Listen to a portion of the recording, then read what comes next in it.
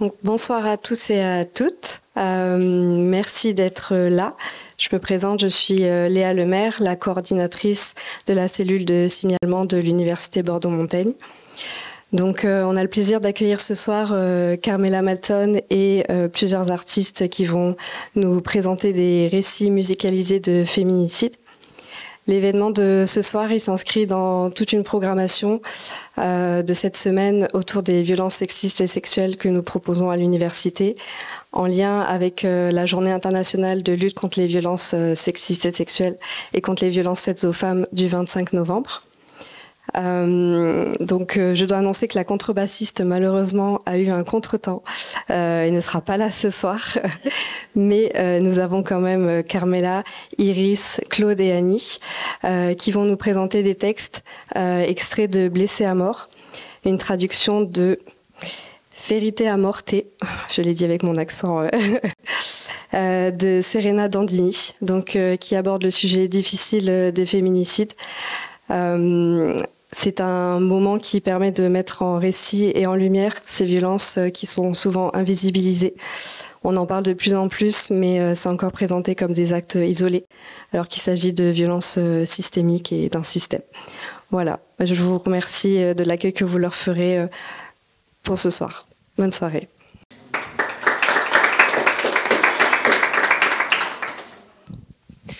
À mon tour, bonsoir d'être là. Et bien, nous sommes ici, Annie, Claude, Iris et moi-même, donc Carmela, pour donner de la voix aux victimes de féminicide. Alors, elles sont très nombreuses, selon le rapport ONU. En 2023, 85 000 à travers le monde, soit 140 femmes par jour et une femme tous les 10 minutes. Les chiffres sont aussi alarmants en France. Chaque jour, plus de 3 femmes sont victimes de féminicide ou de tentatives de féminicide.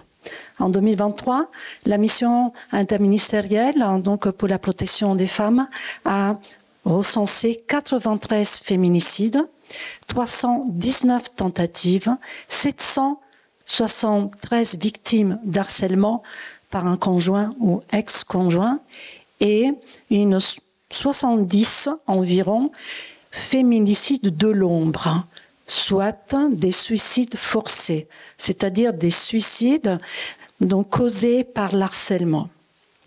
Si en Afrique, Asie, Amérique centrale, les féminicides sont perpétrés par des membres de la famille. En Occident, et tout particulièrement en Europe, les responsables sont les conjoints ou les ex. Pour nous, les femmes européennes, le foyer reste l'endroit le plus dangereux. Ce soir, nous allons donner la voix, ou être la voix, de toutes ces femmes que de leur vivant ont subi les violences en silence, qui ont dénoncé ces violences sans être entendues, qui ont payé avec leur vie la désobéissance à la loi masculine, la transgression à une culture patriarcale persistante dans nos sociétés. Nous allons leur donner la parole à travers 13 récits de femmes victimes de féminicide écrits par Serena Dandini, une écrivaine féministe italienne qui a publié dans son livre ces récits. Le livre s'appelle Ferite a morte de 2013. Ces récits s'inspirent de féminicides réels retrouvés dans la presse italienne aux rubriques faits divers. Serena Dandini a imaginé une sorte de paradis laïque et multiculturel où ces femmes victimes de féminicide, enfin libres, racontent de manière sarcastique la violence subie par leur conjoint, par leur compagnon, aux petits amis. Ce paradis est peuplé de femmes ordinaires, intellectuelles ou cadres, des femmes modestes ou aisées, jeunes ou moins jeunes, italiennes ou issues de l'immigration, car les féminicides transcendent les couches sociales. Chaque victime, sous forme de monologue, brosse, comme dans un jeu de miroir, son histoire, son portrait et celui de son partenaire assassin, mais également celui de notre société, encore et toujours patriarcale et sexiste. Je vous invite maintenant à les écouter. Nous qui sommes sans passé, les femmes, nous qui n'avons pas d'histoire, depuis la nuit des temps, les femmes, nous sommes le continent noir, debout, femmes esclaves, et brisons nos entraves, debout, debout, debout, asservis, humiliés, les femmes, achetés, vendus, violés, dans toutes les maisons, les femmes, hors du monde reléguées, debout, femmes esclaves, et brisons nos entraves, debout, debout, debout. Il était toujours sur Facebook, il était obsédé. Il avait aussi Twitter, mais il aimait trop Facebook. Même le Milan AC ne le rendait pas aussi dingue. Il était là, toujours à modifier son profil, à ajouter des photos, à accepter des amis. Tu as combien d'amis, toi? On aurait dit une collection de figurines. J'ai, je n'ai pas, j'ai, je n'ai pas. Moi, je n'avais que 2 amis, mais des vrais amis. On ne se voyait pas sur le net, mais au café. Elle, mes amies, avait essayé de me dire qu'il n'était pas un homme pour moi. Mais existe-t-il un homme qui nous convienne? Au mieux, on s'adapte. Les femmes et les hommes se cherchent, se désirent. Si ça fonctionne, ils se possèdent. Si ça va mal, comme dans mon cas, c'est la femme qui est possédée. À la maison, il était souvent silencieux, toujours penché sur son ordinateur. Plutôt que de m'adresser la parole, il grognait. Les réseaux sociaux sont très prenants. Il faut répondre aux nouvelles demandes d'amis, envoyer des messages, taguer, partager, ajouter des photos, mettre à jour son statut, commenter des posts. Un sacré boulot qu'il absorbait souvent jusque tard dans la nuit. Pour être plus proche de lui, j'avais moi aussi créé mon compte Facebook. Au moins, on pouvait parler un peu à distance. C'était mieux que rien. Mon profil, c'est lui qui l'a créé. Musique préférée, les 3 B, Baglioni, Battisti, Battiato. Film préféré, Love Story, Nos plus belles années, c'est moi qui les avais choisis. Situation amoureuse, en couple. Je clique sur j'aime, smiley, double smiley, petit cœur. Moi, pour être honnête, j'aurais préféré une relation moins virtuelle. Des câlins, de l'attention. Oui, je l'avoue, je lui demandais plus. Je lui ai même lancé un ultimatum. Je l'ai supplié d'éteindre l'ordinateur au moins le dimanche matin. Il a cliqué sur « J'aime pas », smiley triste. Je l'ai quitté, mais il ne s'en est pas aperçu. Je ne savais pas comment lui dire. Alors, j'ai modifié mon profil Facebook. Situation amoureuse, célibataire. Il a enfin compris. C'est là qu'il a disjoncté. Pour lui, c'était trop humiliant d'être quitté comme ça, sur Internet, devant tous ces milliers d'amis virtuels. J'aurais dû être plus discrète, au moins lui dire de vive voix, en face à face. Ce sont ses mots. J'aurais voulu cliquer sur « j'aime pas » ou plutôt « je ne t'aime plus ». Mais il ne m'a pas laissé le temps. Il m'a tiré une balle dans la tête. En tombant, je l'ai regardé dans les yeux. Ils étaient verts, comme dans mon souvenir.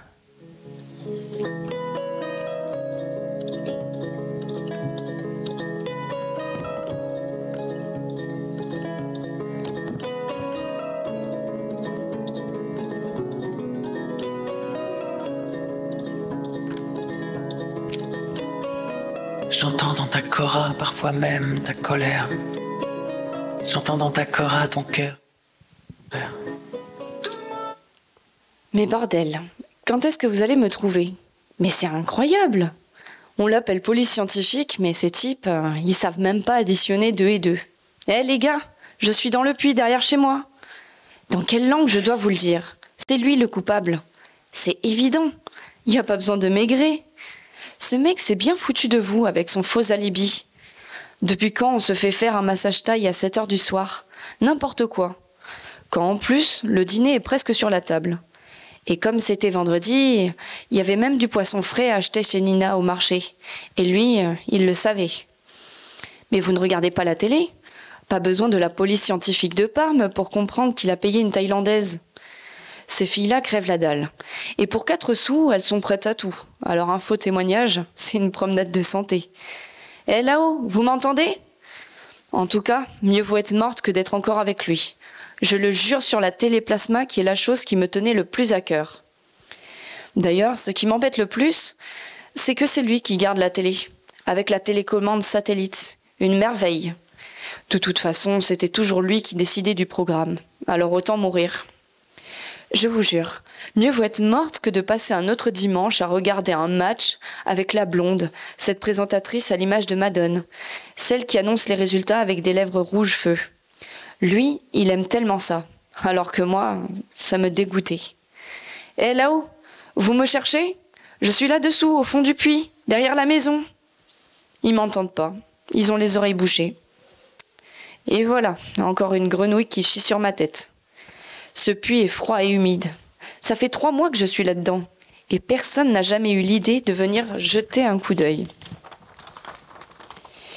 Ils l'ont cru, la police a tout gobé. Le malin est même allé pleurnicher à la télé. Il y a raconté que j'avais quitté la maison sur un coup de tête, qu'il s'était réveillé un matin et que je n'étais plus là. Il a dit que pour lui c'était bizarre, qu'il a tout de suite compris que quelque chose n'allait pas, parce que je n'avais pas préparé son café comme d'habitude. Cet enfoiré, que le diable emporte.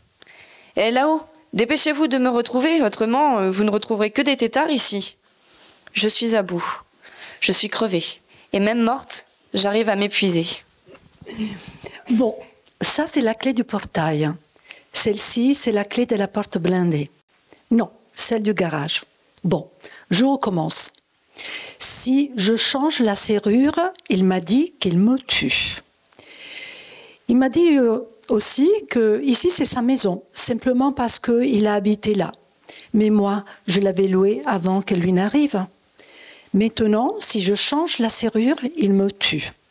Je la change, je ne la change pas, je ne l'ai pas changée. Et voilà. Une nuit, il est entré tranquillement avec ses clés et il m'a étranglée pendant que je dormais. Mon fils ne s'est rendu compte de rien. Il a continué à dormir. Il était gentil avec mon fils. Il l'a amené au match de football, de rugby. C'est bien ça qui m'a induit en erreur. J'ai pensé, si cet homme est gentil avec mon fils, il sera gentil avec moi. Je me sentais si seule. Le travail, mon fils, la maison. Les hommes sont si beaux quand ils se rasent avec cette bonne odeur de propre. Propre l'été. Il changeait de chemise 2 fois par jour. Moi, je n'étais pas une grande repasseuse, je sais, mais lui, il en était obsédé.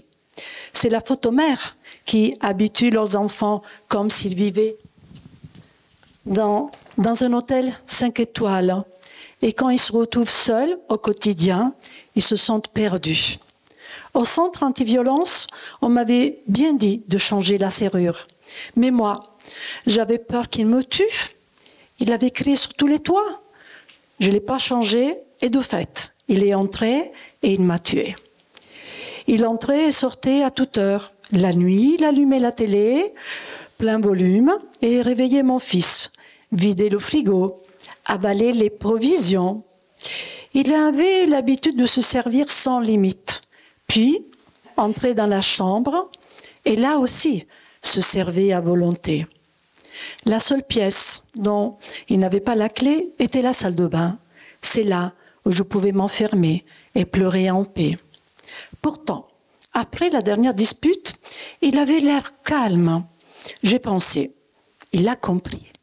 D'ailleurs, cette fois-ci, il ne m'a pas dit « si tu changes la serrure, je te tue ». Alors j'ai pensé « je la change demain ». Mais il m'a tué avant. Je ne voulais pas l'humilier. Je voulais juste le quitter, ou plutôt, je voulais qu'il me laisse tranquille. Mais lui, il ne voulait pas aller chez sa mère. Pourtant, elle repassait mieux que moi. Il me disait toujours « tu devrais apprendre avec ma mère ». Mais il ne m'en a pas laissé le temps. S'il vous plaît, pourriez-vous dire aux filles du centre anti-violence qu'elles avaient raison? Moi, je les ai plus revues. Il paraît qu'elles ont dû fermer à cause des contraintes budgétaires. Maintenant, il y a une banque à la place. C'est dommage, je voulais vraiment déménager. Maintenant, il ne me reste que ces clés, dont je ne me souviens plus ce qu'elles ouvrent. Ça, c'est la clé du portail. Ça, c'est la clé de la porte blindée.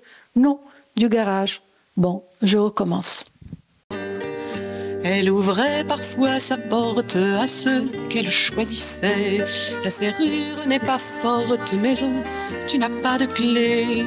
Mais avec sa confiance, jamais elle ne pensa qu'on pût user de violence pour pénétrer sous son toit. Non, non, je n'invente pas, mais je raconte tout droit. Advint qu'un jour de malchance. Allez, viens avec moi, n'aie pas peur. Tu dois juste raconter ton histoire. Personne ne va te manger. Rien à faire. Elle a honte, elle ne veut pas. Elle est restée timide même après sa mort. Moi, par contre, je n'étais pas timide avant. Et je ne le suis pas maintenant. Écoute, c'est à toi de raconter comment tu t'es envolée vers le paradis d'Allah. Je ne peux pas le faire à ta place, moi qui suis sicilienne. D'accord, je vais commencer. Prénom, Rosalia. Nom de famille, Rossitano. Nom d'usage, Mentade.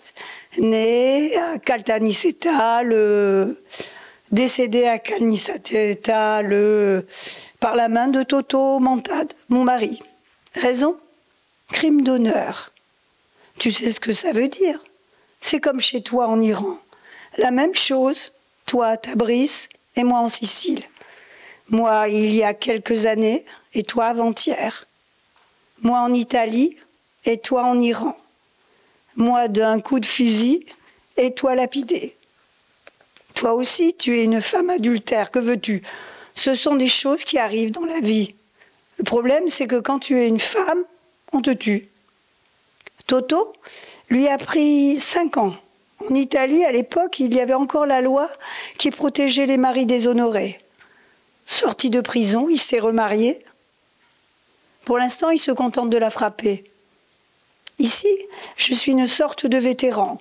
J'accueille les nouvelles arrivées, je les mets à l'aise, je les répartis par catégorie, du moins jusqu'à récemment, parce que maintenant, nous sommes complètement mélangés. Avant, on triait par religion, race, couleur, puis ça a été la foi. Tu sais bien comment sont les femmes. Elles bavardent, elles deviennent copines, et maintenant elles sont toutes ensemble. Même les Juives avec les Palestiniennes, les Serbes avec les Bosniaques. Ah, en plus, depuis que les trans sont arrivés, on danse tous les soirs. Elles ont amené la musique brésilienne, et ainsi finit la tranquillité. J'espérais me reposer une fois morte, eh ben non, c'est la fête tous les soirs. Elle n'arrête jamais. Alors, tu veux bien me raconter ton histoire? Tiens, voilà une nouvelle qui vient d'arriver. Elles arrivent sans arrêt. Rien qu'en Italie, on en tue une tous les 2 jours. Calculez vite fait. Moi, je n'ai plus le temps de souffler. D'où vient-elle? De Java? Mais c'est où Java? C'est plutôt ici la Java. Bon, j'y vais maintenant. C'est à toi de parler de ton amoureux aux yeux bridés. Il vendait des étoffes au marché et avait des yeux bridés. Moi, j'étais mariée à Mohamed qui avait 40 ans de plus que moi. Mohamed, je l'ai vu la première fois le jour de notre mariage. J'ai pensé, au moins ce vieux n'a pas de moustache. Ma cousine a eu moins de chance, le sien avait même une barbe. Ma mère, on l'a mariée à 13 ans, elle a eu 13 enfants. Ma mère, le jour du mariage, m'avait dit « Suis ton destin comme un épi dans le vent et tu verras que la vie passe en un battement d'ailes. » Mais lui, il avait des yeux si beaux. Tout à coup, le vent s'est arrêté, tandis que mon cœur s'est réveillé et s'est mis à battre fort. Nous sommes tombés follement amoureux, tous les jeudis au marché de Tabriz, sur un lit de soie précieuse. Qu'est-ce que ça fait de mourir sous une pluie de pierres? L'exact opposé de l'amour. Le cœur s'arrête et tout devient noir. Mais ce qui m'a vraiment blessée, c'est l'applaudissement final de tous les hommes du village. Mon père et mon frère y étaient, eux aussi, et applaudissaient avec les autres. Demandait-il un rappel? Mais moi, j'étais ensevelie sous un tas de pierres. Qu'est-ce que ça fait de mourir sous une pluie de pierres? C'est pratique. Les proches font des économies. Pas de tombe, pas de cérémonie. Mais même sous toutes les pierres du désert de Garmsar, personne ne pourra jamais m'enlever mon amour aux yeux bridés.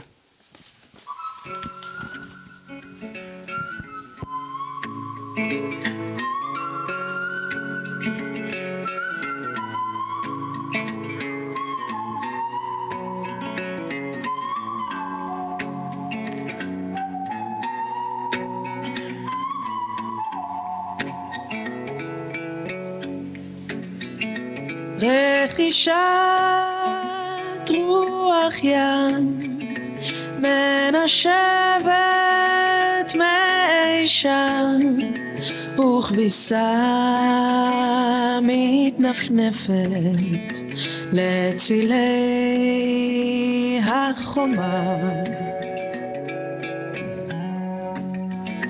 بين الأرض والسماء ناس كتير بعيشوا سوا ما تخافوا تحلموا بالسلام والأمان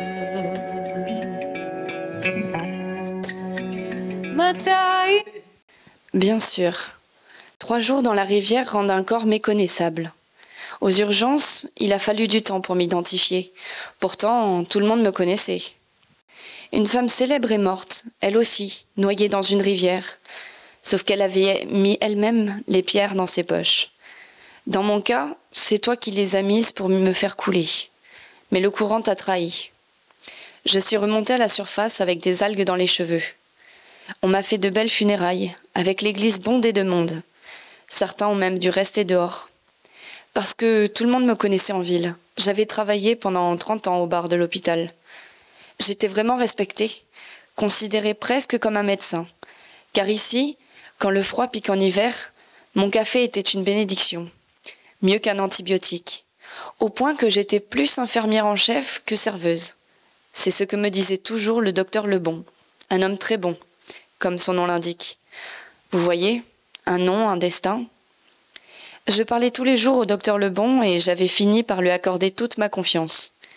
La dernière fois, je lui avais dit que tu m'avais lancé une bouteille à la tête, parce que je t'avais surpris en train de fouiller mon sac. Tu avais besoin d'argent pour jouer. Tu me disais que tu allais chez ta sœur à Marghera, mais en réalité tu courais au casino de Venise. Tu es resté cloué jusqu'à ton dernier sou. Ensuite, tu m'as juré que le jeu c'était fini, que tu recommencerais à chercher des clients. Tu es devenu tout gentil. Tu t'es mis à me câliner et même le ménage. Une fois, tu m'as emmené au restaurant de la ville. Une autre fois, tu m'as offert des fleurs. Un matin, tu as même réparé la chasse d'eau pour me faire une surprise. C'est là où tu m'as convaincu de retirer la plainte. Même si le docteur Lebon était contre. Il est vraiment un homme bien. À lui, je lui aurais prêté de l'argent, pas à toi. Même ton père ne te faisait plus confiance pour le moindre centime. Eh bien, je t'ai laissé à sec. Tu ne trouvais plus mes économies. Soit je les donnais à ma nièce, qui tient une boutique à Oudinet, soit je le cachais dans mon soutien-gorge. De toute façon, tu ne me touchais plus depuis des mois. Et quand tu m'en demandais, je faisais semblant de ne plus en avoir. Et c'est là que t'es venue l'idée. Je m'appelle Ophélie.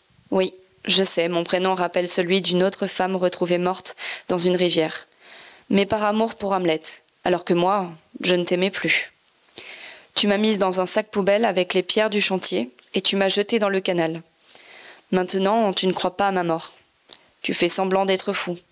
Tu es malin, tu voulais mon argent. Non, pas l'argent du bar, ce n'était pas assez. Tu visais l'assurance vie que tu avais souscrite pour moi, 1,5 million d'euros.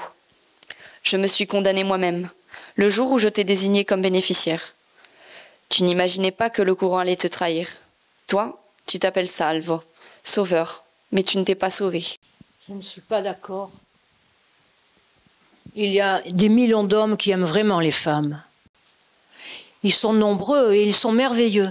Ils sont gentils et je ne parle pas des gays.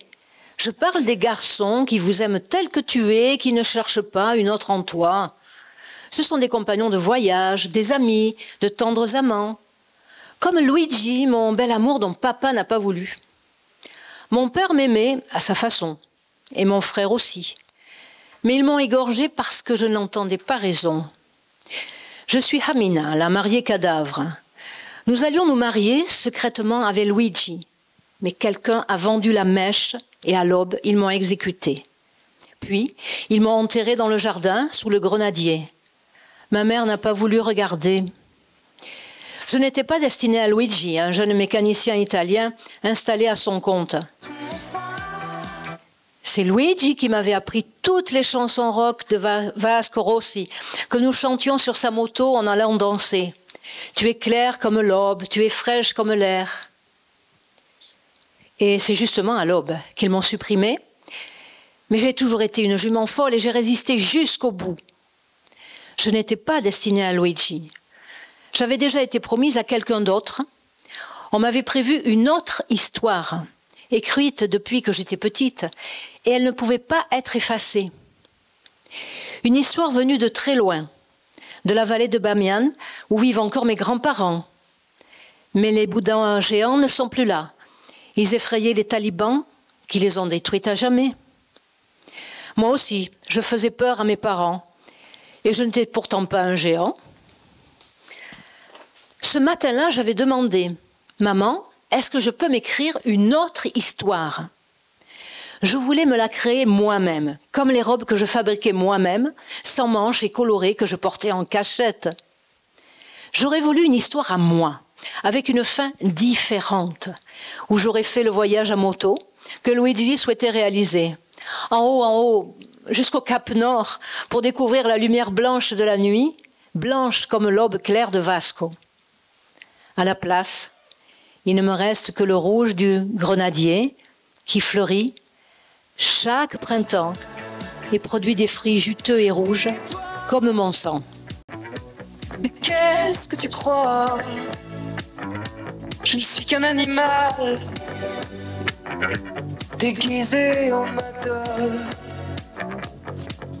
Et toi, je pourrais te faire mal. Je pourrais te blesser, oui, dans la nuit qui frissonne. Regarde, sous mon sang la grenade, sous mon sang la.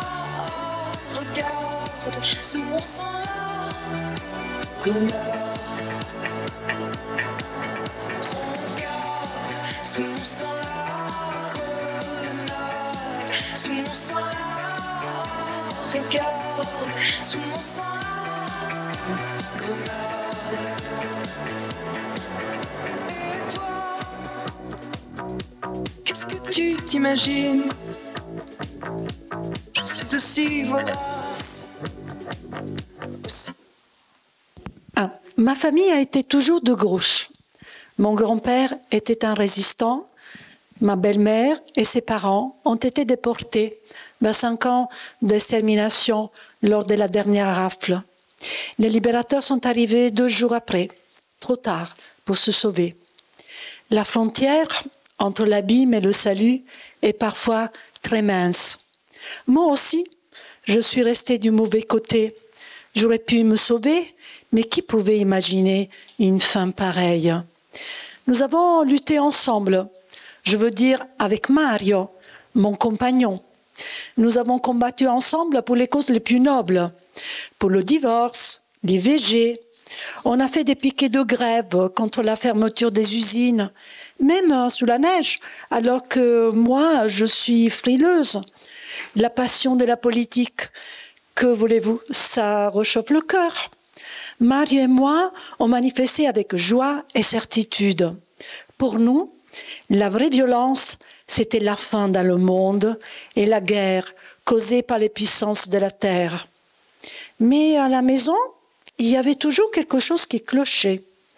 On n'était pas mariés, mais Mario me battait comme si j'étais son épouse, pareil. On avait choisi de vivre ensemble, mais librement, mais selon sa liberté. Même si dans notre chambre on avait le portrait de notre leader communiste, Palmiro Togliatti, Mario était comme notre voisin, qui n'arrêtait pas de donner des ordres à sa femme Teresa. Mais eux, ils avaient le portrait de Mussolini dans leur chambre. Au moins, cet homme-là était cohérent. Teresa et moi, on n'était pas copines. On se rencontrait à l'épicerie sans rien se dire, mais on se lançait des regards qui en disaient long. Teresa est partie avec son beau-père. Moi, je suis restée. Ce soir-là, dans la cuisine, Mario m'a plaqué contre le frigo, ouvert. J'ai ressenti des frissons de froid et de peur. J'avais oublié les bières dans le congélateur. Le froid les avait toutes explosées. Il m'a enfoncé la tête dedans pour me les montrer. Il me disait que les choses devaient être bien faites, comme lui les voulait, que je n'étais jamais à la hauteur de ses attentes. J'avais même quitté mon travail pour le satisfaire, mais il n'était jamais content. Il disait que j'étais nulle, bordélique, alors que lui était ordonné et précis. Il m'a soigneusement découpé à la scie, en petits morceaux, tout identiques, et m'a caché dans le congélateur de la cave. Après ça, je n'ai pas eu le temps de faire la révolution. Moi, qui a toujours eu froid, je n'ai rien ressenti. Je vous le jure sur le Parti communiste, celui d'autrefois, bien entendu. Lève-toi foule, ne regarde pas le monde qui s'écroule, sans rien faire en pensant qu'à ta gueule, sans bouger, sans t'armer de conscience. Ne laisse pas s'installer la violence, le rejet de l'autre et l'ignorance.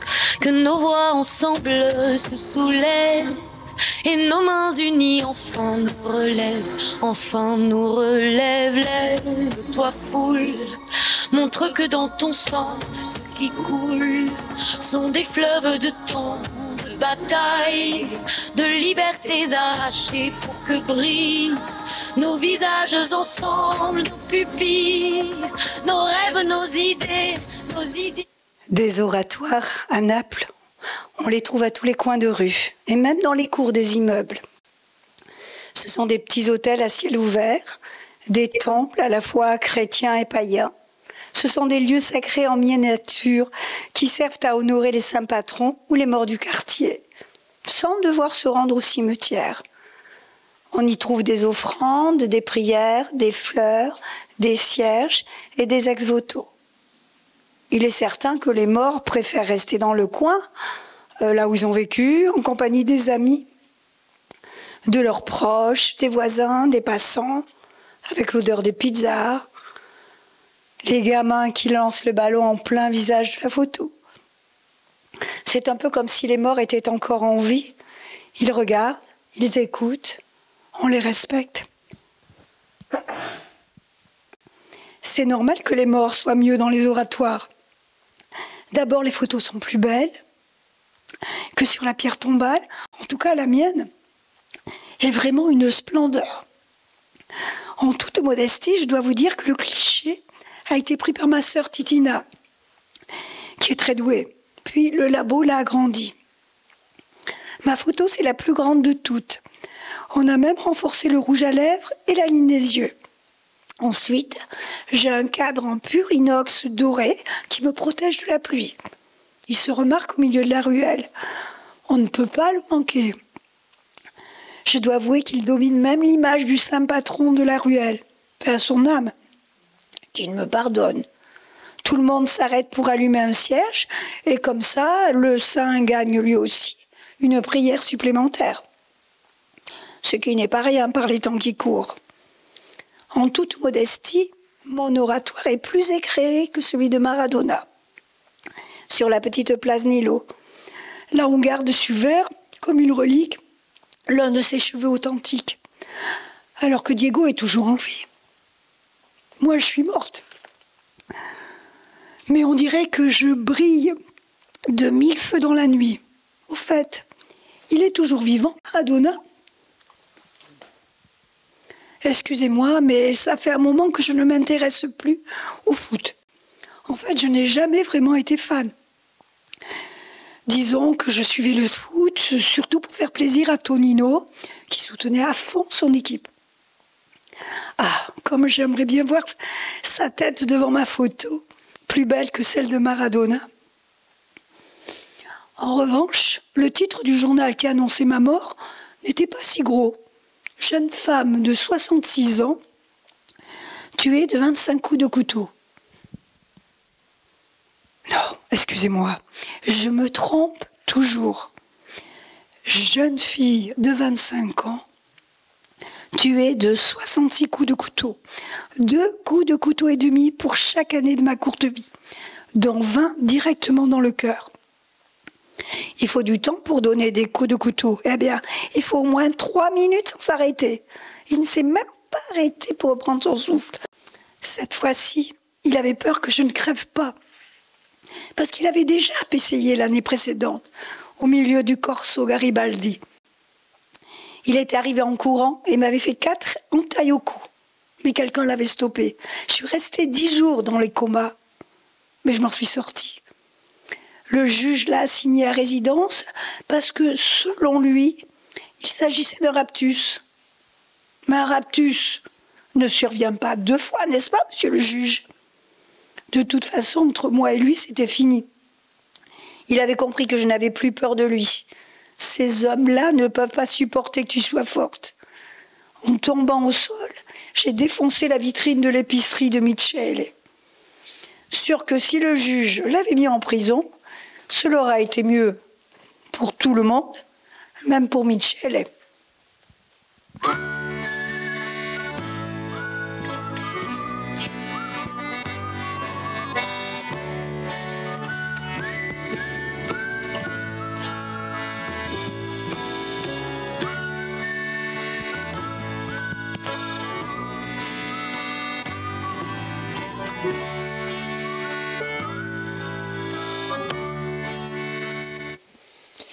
Il est plus facile de faire passer un chameau par le chat d'une aiguille que pour une femme d'entrer dans un conseil d'administration. Mais moi, j'y suis arrivée. Certes, ça n'a pas été une sinécure. C'est un combat qui laisse des traces, qui fait du mal, qui fait parfois, donc qui peut aussi nous endurcir. Vous voyez cette ride sur le front? Bon, je ne l'avais pas avant. Mais que voulez-vous? Tout a un prix. Si tu as de l'argent pour te payer des injections de Botox, cette ride d'amertume se verra beaucoup moins. Moi, j'appartiens à la génération de femmes qui ont renoncé à avoir des enfants pour faire carrière. Et je ne le regrette pas. Il n'est pas dit qu'une femme doit nécessairement être mère pour s'épanouir, comme le raconte la publicité pour les couches. Et puis, il y a les hommes qui font chaud au cœur. Moi, j'ai épousé un collègue. C'est agréable de travailler main dans la main, se sentir complice et égaux. C'est beau d'être égaux. Des tonnes de mails à traiter le soir avant de se retrouver au lit. Le même stress, le même iPhone, les mêmes voyages d'affaires, le même salon VIP, les mêmes horaires, les mêmes salaires. Bon, tant que nos salaires étaient les mêmes, tout allait bien. Mais j'ai mis du temps à rattraper le sien. C'est bien connu, À CV égal, nous, les femmes, sommes considérées moins rentables, moins compétentes. Nous devons être 3 fois meilleures pour obtenir la même reconnaissance. Mais moi, je suis tout de même arrivée. Le problème, c'est qu'après l'avoir dépassé en compétences, j'ai commencé à gagner plus que lui. Je ne l'ai pas fait exprès, au contraire. J'avais même un peu honte. Je ne l'ai pas annoncé tout de suite. Je ne savais pas non plus comment l'annoncer, comment lui dire, parce qu'à l'intérieur de moi, je me sentais coupable, comme si le dépassait en salaire et c'était un affront à sa virilité. J'avais peur de l'humilier. Mais après tout, je me suis dit, le monde a bien changé depuis l'époque de mon père qui n'avait jamais permis à ma mère de travailler, bien qu'elle fût diplômée.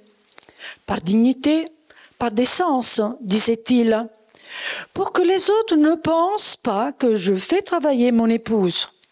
En revanche, ma mère aurait bien aimé travailler, mais elle ne l'a jamais contrariée. Pour moi, c'était différent. Je lui annonçais l'augmentation de mon salaire en lui offrant un week-end 5 étoiles à Paris. C'est là que les ennuis ont commencé. Lentement, insidieusement, notre relation a commencé à mal tourner. Je n'étais plus aussi sympathique, ni aussi intelligente qu'avant. Toutes les excuses étaient bonnes pour écorner l'estime de moi, alors que chez les femmes, on le sait bien qu'elle est fragile. Progressivement, il a commencé à m'attaquer, d'abord en privé, puis en public, devant des amis et des collègues, avec un ressentiment sourd, un sarcasme féroce et une critique sans pitié. Rien de ce que je faisais ne lui convenait. C'était un match où tous les coups étaient permis, un coup après l'autre, jusqu'au dernier. Un soir de mai, en rentrant d'un colloque sous les taux d'intérêt, il m'a lancé un cendrier en marbre en pleine tête. J'étais encore vivante. Il aurait pu me sauver. Il m'a regardée avec stupeur. Je respirais péniblement. J'étais enfin à ses pieds, faible et docile. Il m'avait enfin démoli. Il ne voulait pas le faire, mais il ne savait pas comment m'expliquer qu'il avait perdu son rang, que j'avais pris trop d'avance sur lui, qu'il n'arrivait plus à me suivre, ni accepter la comparaison. Il se sentait inférieur et croyait n'avoir d'autre choix que de recourir à la force physique, le seul domaine où il était encore supérieur à moi. Au moins, sur ça, il a marqué un point.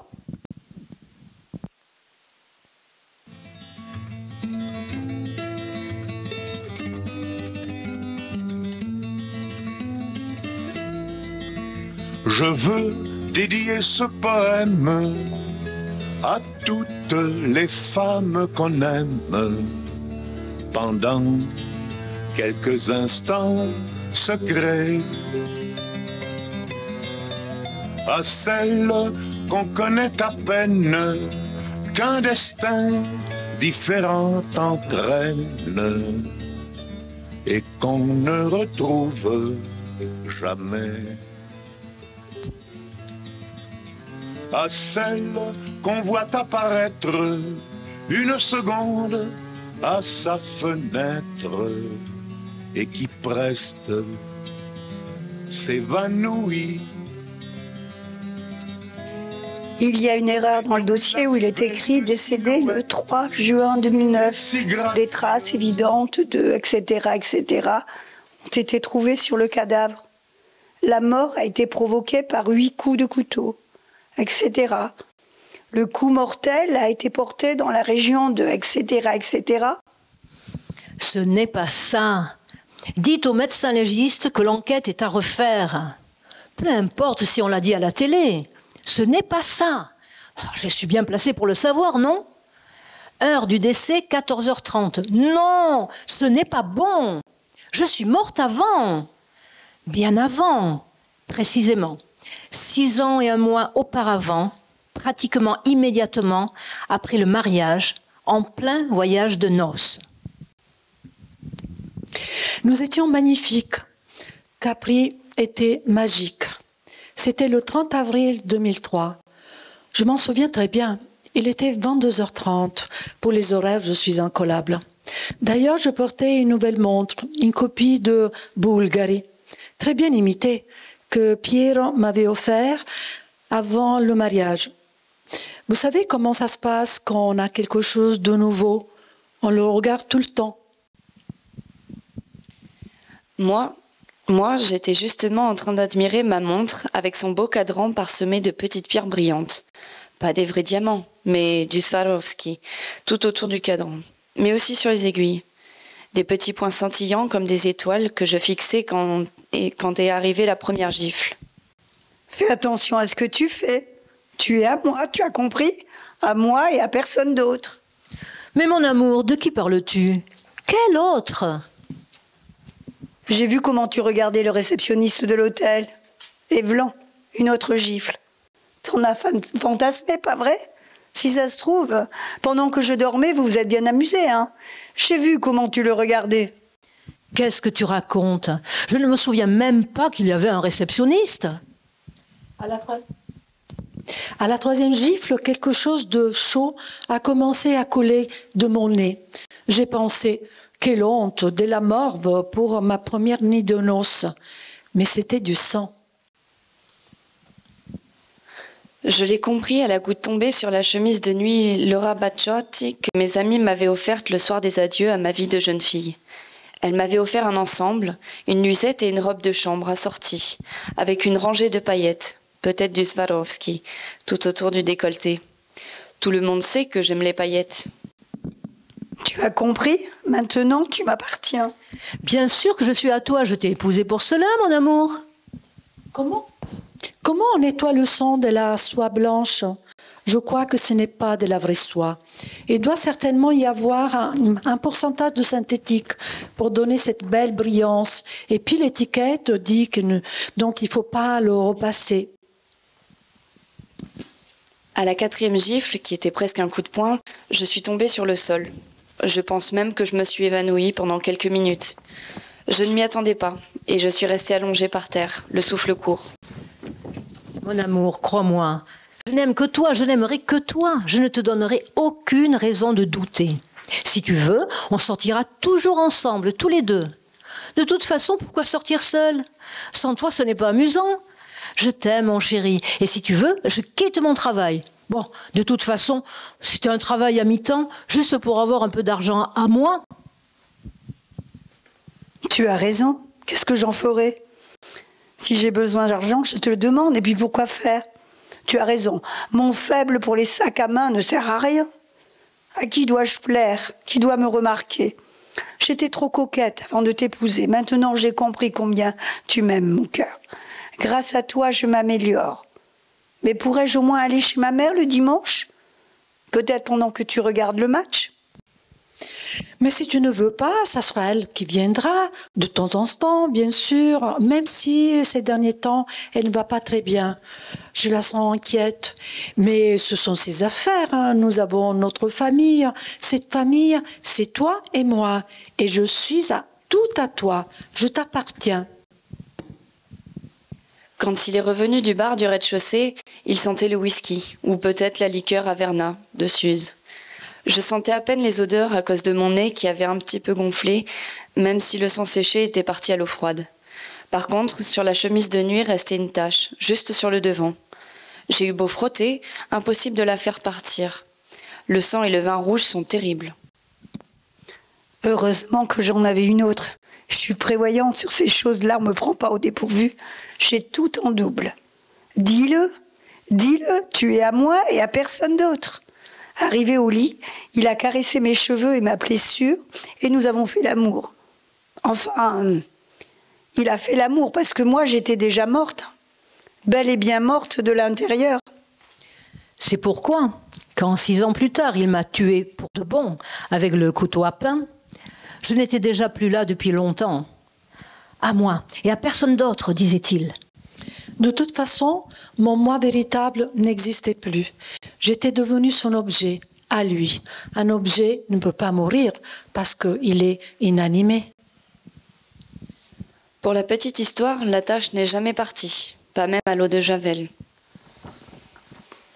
You and Me, l'application parfaite pour ceux qui ne peuvent pas s'empêcher de vous envoyer plus de 100 SMS par jour, 3000 par mois, à moitié gratuit.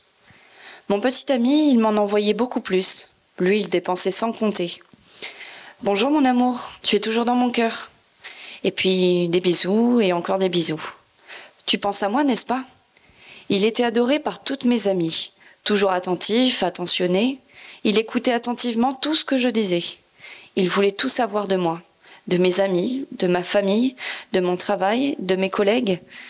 Il me faisait sans cesse des cadeaux, des chatons, des oursons en peluche, des plantes, des gadgets. Je ne savais plus quoi en faire. Il se souvenait des anniversaires et des fêtes. Il m'accompagnait partout. Las de cette attitude, j'ai commencé par couper le téléphone quelques heures par jour. « Chérie, réponds-moi s'il te plaît. Je ne peux pas vivre sans toi. J'ai besoin de te voir. » « Mon petit moineau, pardonne-moi s'il te plaît. Tu sais bien que je t'aime. Réponds-moi, je deviens fou sans toi. » Il avait changé ma vie. Je ne pouvais pas passer un moment seul, ou plutôt sans lui. Au bout d'un an, j'étais épuisée. Je l'ai quitté pour pouvoir enfin respirer, réfléchir, lire, pouvoir aller aux toilettes sans lui à mes côtés. « Allez, mon petit chiot, me disait-il, ça ne peut pas finir comme ça. Où es-tu? Pourquoi tu m'évites? Veux-tu me répondre? Réponds, bon sang. » Il l'a très mal pris. Il est devenu quelqu'un d'autre, agressif, violent. Il m'attendait au pied de la maison, au travail, chez mes amis, au cinéma. Il savait toujours où j'étais. Il voulait à tout prix qu'on se remette ensemble. Mais j'avais désormais peur de lui. Au téléphone, il me disait « Mon amour, je te promets, j'ai changé. Reviens vers moi. Sinon, quelque chose de grave va t'arriver. Pourquoi tu ne me réponds pas? Je viendrai te chercher, t'as compris? Qui était ce gars? Je te suis partout. Pourquoi tu as mis cette robe, salope? C'est mon cadeau. Tu penses vraiment être maligne en changeant de carte téléphonique? Tu ne me connais pas encore. Tu ne vas pas t'en sortir comme ça, salope. Pour qui tu te prends? » Le matin, dès le réveil, j'avais de l'anxiété. J'ai recommencé à fumer. « Salope, avec qui tu étais au cinéma? Je vais me tuer, mais si tu ne reviens pas, je vais d'abord te tuer. » Je voulais aller à la police. « Gare à toi si tu vas à la police. » Après quoi, il me disait des mots doux. « Chérie, qu'est-ce que je t'ai fait pour mériter ça? Dis-moi, je veux bien me corriger.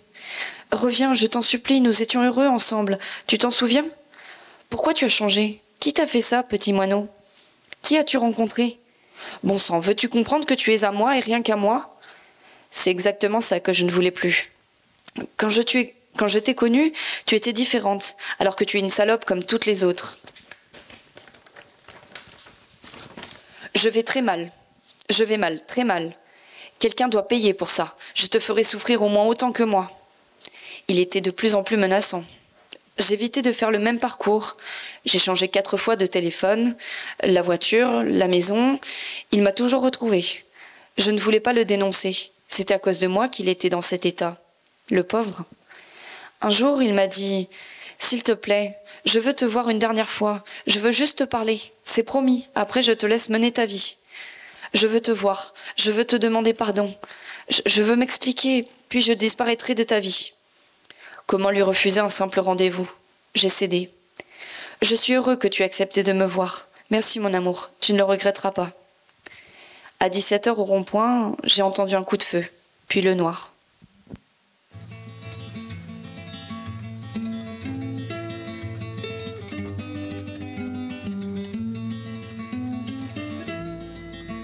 Je veux dédier ce poème à toutes les femmes qu'on aime pendant quelques instants secrets, à celles qu'on connaît à peine, qu'un destin différent entraîne. Il a dit à tout le monde, ma mère, ma belle-mère, mes collègues de travail, la police. Quand je vous dis à tout le monde, c'est tout le monde. Il avait aussi prévenu ses amis du bistrot et ses voisins, le facteur, le peintre, venu rafraîchir les murs de la cuisine, qu'il allait me tuer. Il avait dit à tout le monde, même à ceux de la station de service et aux clients de l'épicerie. Quand il l'a fait, personne n'a été surpris. Tout le monde le savait. Dans les journaux, on a écrit « Un excès soudain de folie ». Mais qu'est-ce qu'il raconte? Ça faisait des années qu'il le criait sur les toits. C'était une mort annoncée, claire et nette, connue de tout le monde. Quelle grande satisfaction dans un pays comme l'Italie, où on a du mal à identifier les coupables. L'Italie, c'est le pays des mystères. Sur les auteurs des attentats de Ustica, de Bologne, est-ce que quelqu'un connaît les responsables? Pas du tout. Quelqu'un a-t-il compris les raisons de ces attentats? Absolument pas. Au contraire, quand je suis morte, tout le monde a immédiatement compris qui m'a tuée. Évidemment, mon mari l'avait dit à tout le monde qu'il le ferait, et il l'a fait. Pour moi, c'était une grande satisfaction de savoir que sous ma mort, il n'y a pas de mystère.